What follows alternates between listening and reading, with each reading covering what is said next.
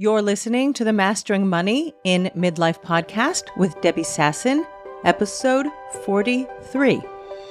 Welcome to Mastering Money in Midlife, a podcast for midlife women in business to overcome financial anxiety and make more money without burning out or sacrificing their families. Join certified life and money coach Debbie Sasson as she shares practical business strategies and mindset shifts that help you dissolve the money blocks that keep you stuck in a cycle of under-earning and under-saving, sabotage the growth of your business, and prevent you from building the wealth that you desire.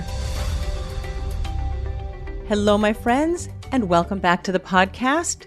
It is September, and I am so thrilled that we are now moving out of the summer days and into fall, autumn, whatever you call it. I sense a little bit of coolness in the air when I get up in the morning. I have to say that where I live in Israel, it's not exactly cool and chilly in the morning. I do not need a sweater, but there is just that little hint of the temperatures coming down. I think the birds are actually chirping a little bit more happily in the morning. It might just be that I'm a little bit happier in the morning with cooler weather, but there is a sense that cooler days and fall is on the way. Of course, in the United States, it's already after Labor Day, and in Israel, all of my children and my grandchildren are back at school, and there's also this lovely sense of routine that we're just getting back into the regular rhythm of our days after a long and hot summer when we are out of routine. And of course, we love the summer, and we love getting back to routine. Also on the calendar, we are now in the Hebrew month of Elul. Elul has an acronym which stands for Ani Lidodi Vidodi Li. It comes from the Song of Songs, I am my beloved, and my beloved is mine. And of course, my beloved is God, I am his, and he is mine. The month of Elul is the month before the Jewish holiday, Rosh Hashanah, the Jewish New Year, and it is typically a time for personal reflection. We reflect on the year that has passed, and we look at our deeds, we look at things that happened in our life. If we have wronged anybody, we need to ask forgiveness of various people, or even of God if we have done something that might be not in keeping with our relationship, the relationship that we want to create with the Almighty. So this is a month where we go deep. In keeping with the theme of the month of Elul and looking forward to the holiday of Rosh Hashanah, the Jewish New Year, I thought it would be appropriate to discuss the topic, how much is enough? And of course, I talk about money. As you know, if you've been listening to my podcast for more than 3 minutes, that's what I love to talk about. And so this is a very opportune time to discuss how much money is enough. In today's podcast, we're going to talk about how much money is enough today and how much money is enough tomorrow, meaning for your financial future. And next week, we're going to explore the topic, how much is enough when you already have enough? And what's fascinating about this topic, how much is enough, is there have been studies that have been carried out over the years trying to figure out how much is enough money. Back in 2010, Princeton University ran a study, and according to their findings, as people's income increased, their level of happiness increased up to $75,000 a year after taxes. And what they noted in the research was that as income increased above and beyond $75,000, people's sense of happiness, or as they call it in the study, experienced well-being, did not increase markedly. There might have been some increase in happiness, but the stress from maintaining those levels of income, or maybe being in a job and the burnout or pressure, the stress or the anxiety, whatever it was that was connected with earning more money, offset the happiness that was achieved when income rose above $75,000 a year after taxes.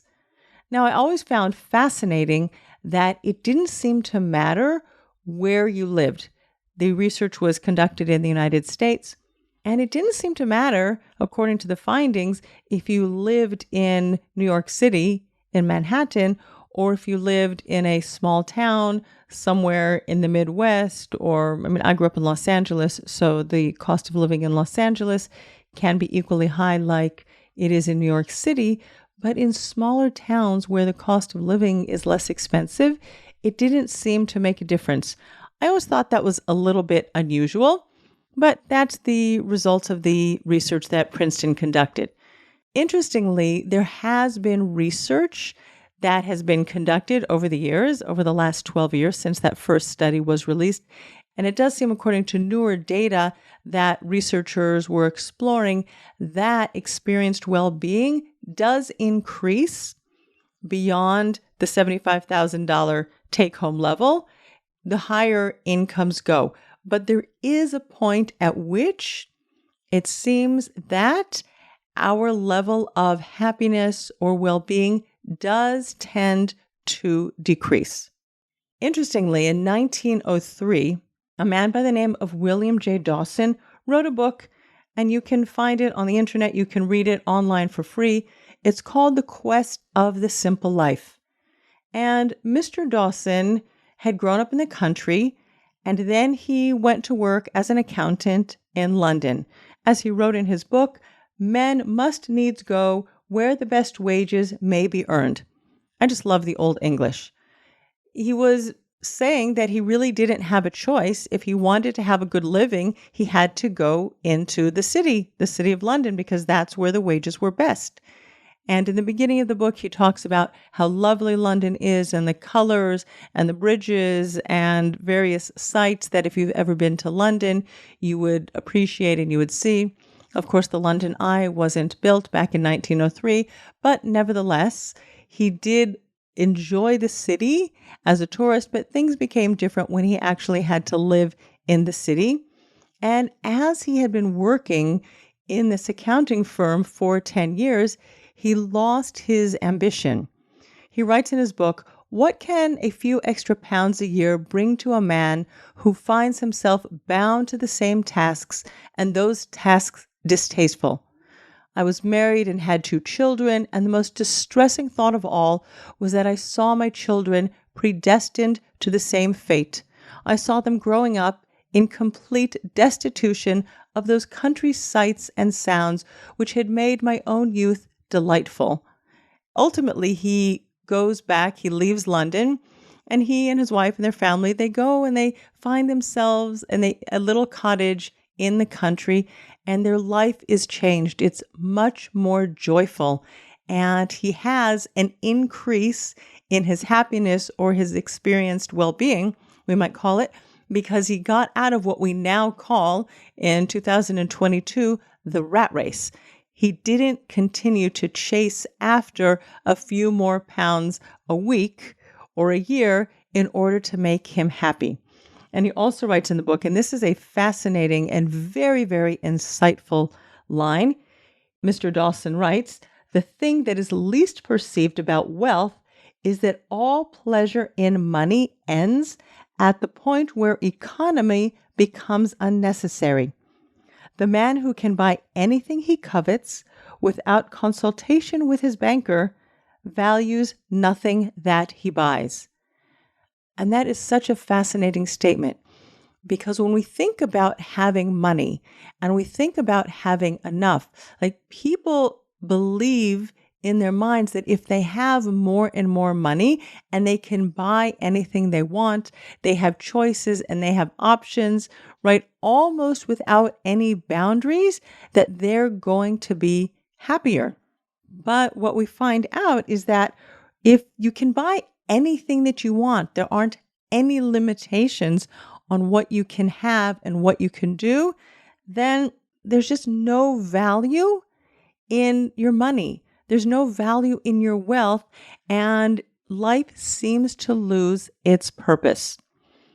And I think that that's something that's very insightful, because in our quest or in our drive to make more money, and I think that money is a very useful tool, and it does give you opportunities. It does give you choices. It for sure speeds things up. If you'd like to spend money on family experiences, it's a beautiful thing to have more money and to be able to use it in ways that serve you. But we have to come back to the question, how much money is enough? And how much money is enough for me today? And your answer to that question will impact the choices that you make in your life, and or the choices that you make in your life, certainly today, because we always have the option of making different choices, but the choices that you're going to make in your life today will impact how much money is enough for you today. So first of all, there are 3 components to a well-lived or well-experienced life.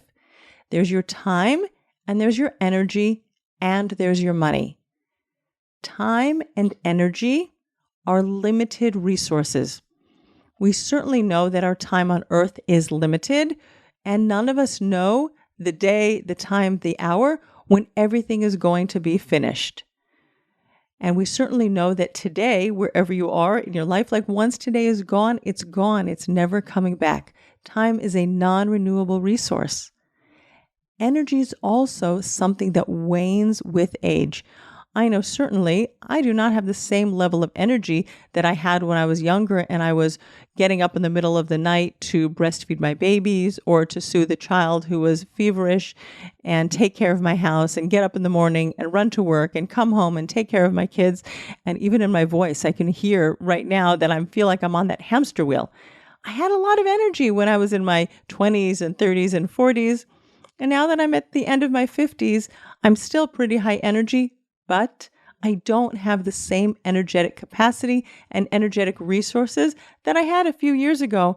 And I know I can see the writing on the wall that as I continue to age, God willing, with good health and with exercise, I will continue to have a lot of energy, but I can't expect to have the same amount of energy at 65 and 75 and 85 that I have right now. Money, on the other hand, is an unlimited resource. There is an infinite amount of money available in the world.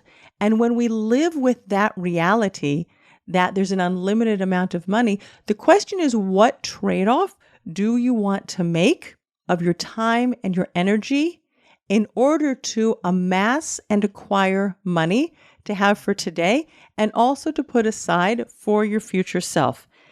And your answer to that question is going to impact the career that you choose. And I do believe that each one of us is wired with a pull to a certain type of profession. My husband has always been a scientist. He loves it. He lives and he breathes science. I've always been attracted to business and money. I had my own lemonade stand when I was like 8 or 10 years old. Like, that's just something that has always been interesting and exciting for me. And one of my daughters, she's been a teacher since she was a little kid. That's just what she wanted to do. And she's an excellent teacher, and it's a life mission, and it's purposeful, and she really enjoys it. And I can see that with so many of my friends and my family members that were just drawn to certain careers or certain professions. The question becomes, at some point in our life, how much time and energy we're investing in our careers, and are we getting the return in money that we want?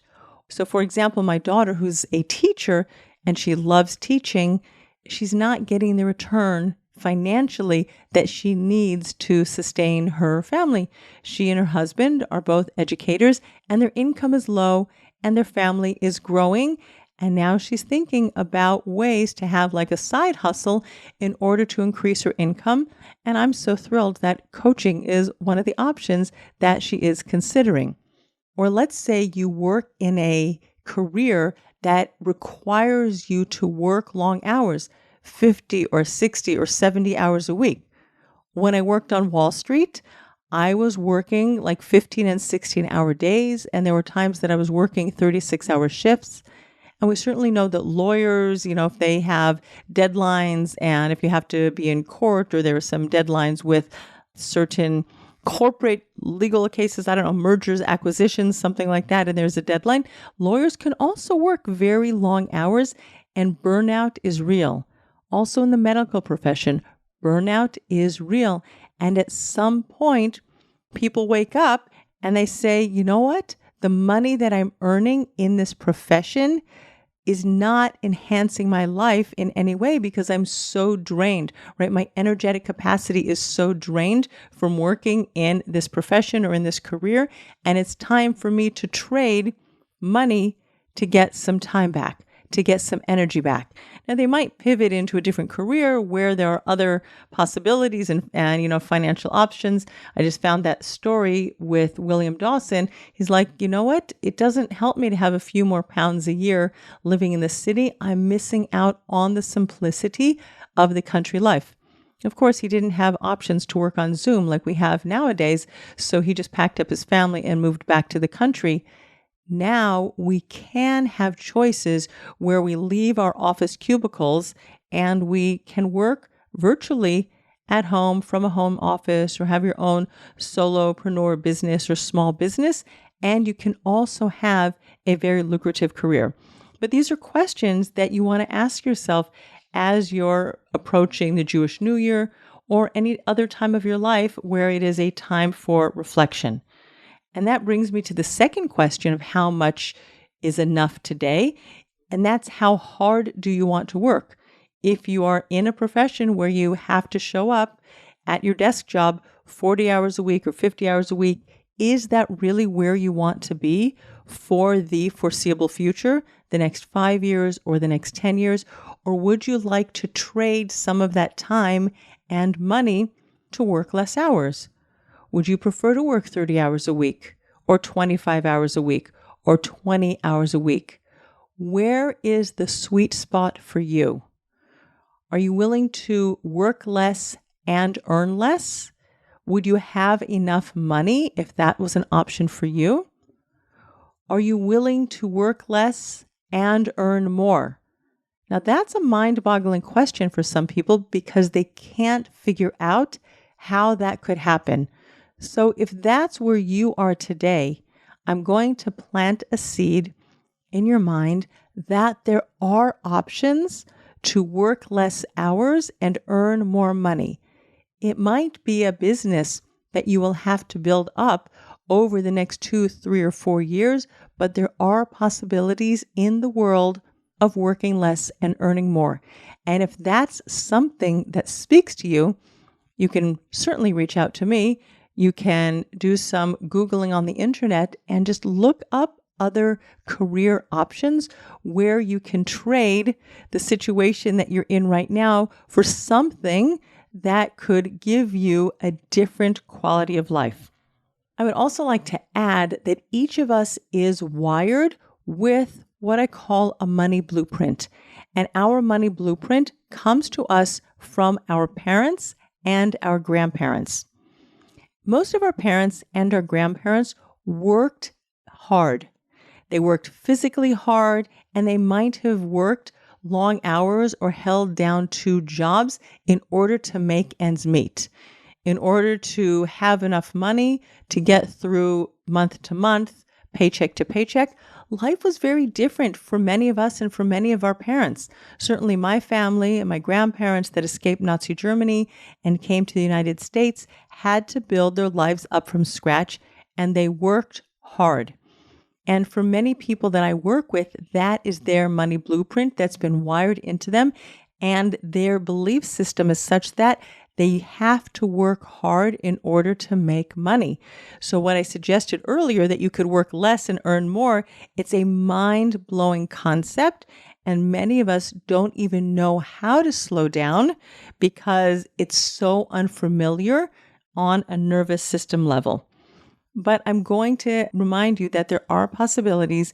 And if you would like to explore options for working less and earning more, having the patience, giving yourself the time to get there, which means that you would need probably a reserve fund of cash until you could build something up on your own. There are definitely possibilities in the world to trade whatever you're doing now for something else that might enhance your lifestyle and your experienced well-being. While you're exploring how much money is enough for you today, I'm going to just share a few more questions. I feel like this podcast episode is going to give you more questions than it's going to give answers. But as you're thinking about how much money is enough for you today, you want to consider, where do you want to live? Like Mr. Dawson, he left the city and moved to the country where he needed less money and he had a happier, more enjoyable life. For my family, we want to be in a Jewish community, and the type of Jewish community that we're in now is very important to us. Our spiritual and religious values are part of how we design our life, and it does impact how much money is enough for us today. Similarly, how many children do you want? We always let God be in charge of our family size, and thank God we're blessed with 8 children. And of course, 8 children is not 8 times more expensive than 1 child, but feeding and clothing and educating 8 children does have a cost, and we wouldn't trade that cost for all of the tea in China, but it does impact how much money you and your family need and how much is enough. Also, the hobbies that you choose, right? If you're the type of family who loves to go skiing or boating, right? Or horseback riding, those are more expensive hobbies. We go hiking, we love nature, and that works for us and our family. And you have to find the answers to those questions that work for you. A couple more questions that you also want to ask yourself is, how will I select my friends? If you want to have friends who are horseback riding, for example, and you want to be able to go out on the trails with them on a regular basis, that's a hobby that has a cost. It's a wonderful hobby. I've been horseback riding, a few handfuls of time in my life, and I enjoy it. It's not something that I pursue as a hobby, and that's okay with me. Or if you want to be a tennis player or a golfer, skier, as I said, like those hobbies do have a financial cost. They're a beautiful addition to life, and you have to make sure to factor that into how much money is enough for you today. 2 more questions. How important is charity and philanthropy for you in your value system? We always give 10% of our income at least to charity. That's one of our family values, and that impacts how much money is enough for us today. And then finally, and that's going to be my segue into the next question, is how much of your income do you want to put aside and invest for the future? If you're always living paycheck to paycheck, you're making just enough money today to take care of your present self. When you get to 75 or 85 or 95, then certainly you're not going to have enough money, and it behooves you to make enough money today to always be putting some money aside into an emergency fund for the unexpected events that always happen in life, and also be putting money aside into a retirement fund or a pension account so that your future self is going to have enough money to get to 100 or 110 or 120 years. Medical and healthcare advances are such that people really are living into their 80s and 90s and into their hundreds. And it's really critical that you prepare for that reality in your life. Because as I said at the very beginning of the podcast, none of us know when our time is up. And it's going to be very important that we prepare ourselves for the future because we never know. So let's move on to the second big question, which is, how much money is enough for me tomorrow, in the future, when I'm retired? And some of us might never retire. We might have all of our strength and our wits about us and will be able to work into our 80s and 90s. My dad, thank God, is healthy at the age of 84, and he sold his business at 80, and he still goes into the office It's becoming less and less over the years, but he still goes into the office and he works as a consultant for his former company. You have to think about what you're going to do and when you want to work and how much money you're going to need in retirement. And hopefully you will be able to work in your 70s and 80s and continue to bring in income. But a lot of people either are worried that they're not going to have enough, and they actually have a very, very healthy cushion for the future, but their worry and their stress and the anxiety keeps them in this like loop of working, and overworking. I was recently speaking with a financial planner who was telling me about some of the clients at his firm, and one story stands out to me, and that was of a couple in their late 60s. The husband was a doctor, working extremely long hours and always stressed, and the wife was also stressed because her husband was stressed. They had in their retirement account $7 million. And they had 3 kids that still needed to finish college and also maybe wanted to go on to, graduate degrees or something. But as I was joking with my financial planning colleague, I said, even if all 3 of their kids wanted to go to Harvard Medical School and be doctors like their father, I said that $7 million would be $6.5 million. Maybe it would be $6 million, right? If they really, really splurged and education became very expensive. But $6 million, was pretty close to enough money to get this couple through their retirement years with their health care. But the stress was sucking their energy and draining the life out of them. So it's important to be aware of how much money you do have in your accounts for your future self and not let yourself get in this cycle of always being anxious and stressed about money. On the other side, many people do not have enough money in their retirement accounts when they're in their 40s and their 50s and even in their 60s. In episode 14 of the podcast, I talked about how much money you might need for your future self, and I recommend that you go back and you listen to that podcast. I got really geeky about numbers, and it was a little bit mind-blowing and maybe scary, but I think it is important that you think about how much money is enough in the future. Today, I'm going to give you a couple more numbers. I want to keep the numbers pretty simple today, and I got this information by just doing a little Googling around. But what I found out was that in the United States, according to the U.S. Federal Reserve, people in the 55 to 64-year-old age range, and I'm just going to use 60 as the average, right? Your average 60-year-old has about $408,000 in a retirement account. What I also discovered, and this is a number that comes to you from Fidelity Investments, is that if you want to retire by age 67, and that's questionable because many of us will be healthy enough and energetic enough to continue working beyond 67, but nevertheless, if you want to retire at 67, you should have 8 times your income saved by the time you turn 60. Let's put 2 and 2 together. If a 60-year-old wants to retire at 67, and the 60-year-old has $408,000 saved in her retirement account, and that retirement account is 8 times her income, that means her income is $51,000 a year.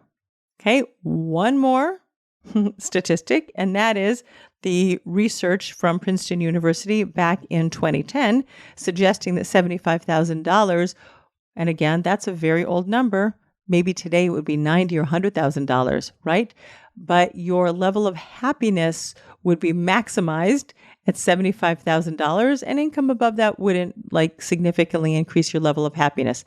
But what I understand from putting all of these numbers together is that $51,000 a year in 2022 means, number one, somebody isn't living their happiest, most fulfilling life today, and they are probably not going to be living their happiest, most fulfilling life in their future because they're going to be at that low income and maybe poverty level until they pass away, 75, 85, 95, whatever it is. What that really brings to my attention, and I hope to your attention as well, is the importance of considering, number one, your lifestyle today. Because how you're living today, how you're earning money and how you're spending money and how you're saving and investing money impact you today, and they impact how your future self is going to be living. Of course, some people are going to downsize their house. They'll be able to take a larger house and sell it and take some money out. So they'll be able to use that as part of their retirement income. And they'll get some income from Social Security or national insurance, we call it here in Israel. But nevertheless, it's very critical at whatever stage of life you're in, is that you're thinking about your future self and considering if the amount of money that you're earning today will be enough also to take care of your future self. If you need help with these numbers, don't wait.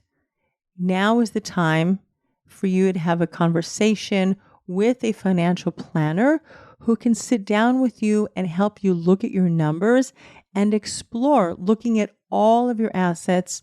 I certainly know that in Israel, people work in different jobs over the course of the years, and they might have different retirement accounts with 3 or 4 or 5 different companies, and being able to get a true picture of all of that different paperwork and financial statements can be very complex, and it's very useful and I would say critical to your future self that your present self sits down and looks at the numbers. We have a tendency to avoid things that make us feel uncomfortable. We don't want to pull back the curtain and look at how much money we have. It's like it's going to give us this diagnosis for a future that's going to be very bleak. However, if you don't look at your numbers, then I guarantee you that the future will be bleak. So now is definitely better than next year to start looking at your numbers and making sure that you have enough. For those of you who do have enough, if my listeners do have enough money, that's a beautiful thing. And that gives you so many options to decide if you would like to retire early from a job that no longer sets your soul on fire, or if you're working in a place that's actually draining you and it's soul sucking and you'd like to do something else. And having a juicy, delicious financial cushion gives you that option. And again, it could be very valuable sitting with a financial planner and discussing your options, because it might take you a year or 2 in order to find something that you really enjoy or to build up your own business. And if you have a financial cushion that will support you during that time without stressing you out, it's a gift that you give to yourself and your family and your future self, because we do have the benefit of all of the technological advances at our fingertips today in terms of how we work. We no longer have to go into offices. We can work virtually, which is a beautiful thing if that's what you choose to do. And we also have the benefit of being able to work a little bit part-time to do something more interesting or exciting.